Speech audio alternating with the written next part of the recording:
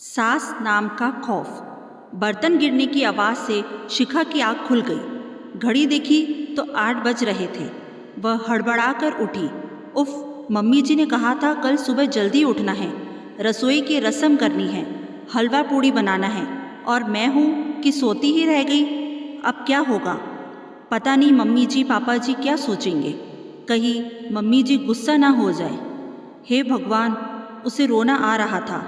ससुराल और सास नाम का खौफ उसे बुरी तरह डरा रहा था। कहा था दादी ने, ससुराल है, ज़रा संभल के रहना, किसी को कुछ कहने का मौका ना देना, नहीं तो सारी उम्र ताने सुनने पड़ेंगे। सुबह सुबह उठ जाना, नहा धोकर साड़ी पहनकर तैयार हो जाना, अपने सास ससुर के पैर छूकर उनसे आशीर्वाद लेना। कोई भी ऐसा काम ना करना जिससे तुम्हें या तुम्हारे माँ पापा को कोई उल्टा सीधा बोले। शिखा के मन में एक के बाद एक दादी की बातें गूंजने लगी थी। किसी तरह वह भाग दौड़कर तैयार हुई।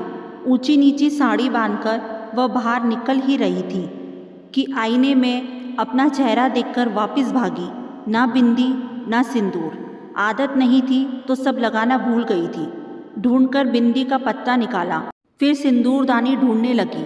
जब नहीं मिली तो लिपस्टिक से माथे पर हल्की सी लकीर खींचकर कमरे से बाहर आई। जिस हड़बड़ी में शिखा कमरे से बाहर आई थी वह उसके चेहरे से, उसकी चाल से साफ झलक रहा था। लगभग भागती हुई सी वह रसोई में दाखिल हुई और वहां पहुंचकर ठिठक गई। उसे इस तरह हड़बड़ाते हुए देखकर सासू माँ ने आश्चर्य से उसकी तरफ देखा, फिर ऊपर से नीचे तक उसे निहार कर धीरे से मुस्कुरा कर बोली, आओ बेटा, नींद आई ठीक से या नहीं? शिखा बोली, जी मम्मी जी, नींद तो आई मगर ज़रा देरी से आई, इसलिए सुबह जल्दी आँख नहीं खुली। सॉरी बोलते हुए उसकी आवाज़ से डर साफ झलक रहा था। सासू माँ बोली, कोई बात नहीं बेटा, नई जगह है, हो जाता है।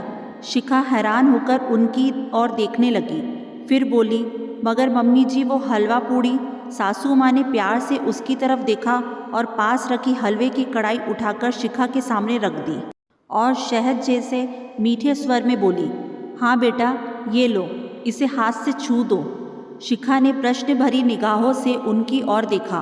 उन्होंने उसके हाथ को स्नेह से पकड़कर कहा, बनाने को तो पूरी उम्र पड़ी है, मेरी इतनी प्यारी गुड़िया जैसी बहू कि अभी हंसने खेलने के दिन हैं। उससे मैं अभी से किचन का काम थोड़ी ना कराऊंगी, तुम बस अपनी प्यारी सी मीठी मुस्कान के साथ सर्व कर देना।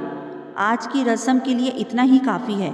सुनकर शिखा की आंखों में आंसू भर आए। वह अपने आप को रोक ना सकी और उनके गले से लग गई। उसके रुंधे हुए गले से सिर्फ एक ही शब्द निकला, माँ। शिक्षा।